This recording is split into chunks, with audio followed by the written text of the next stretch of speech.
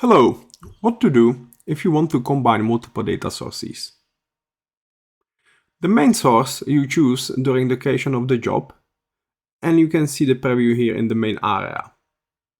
For adding the multiple one to combines, add step, lookup, and here you can choose the additional data source.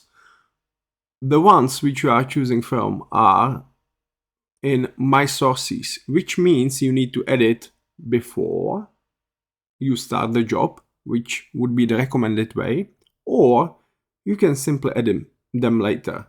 So let's look at it. Source.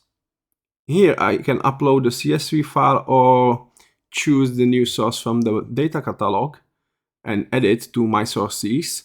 So let's go with that upload for now. And let's add customer file.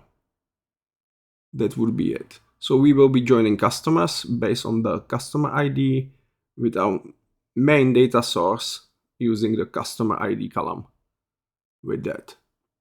So let's get back to the job.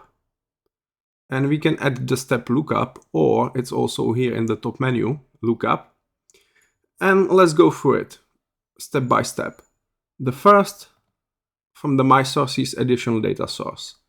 Then here is the lookup key mapping, which is basically the join key, the fields which should match between the data sources.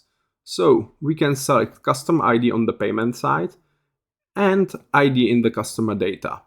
We can add multiple columns for this key, but that's not our case, so delete. And then the last step, we need to decide what we want to add from the additional data source.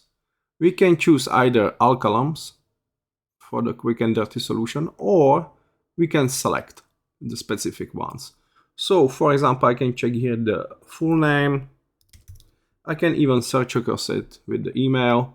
That would be it. And the last one is add step.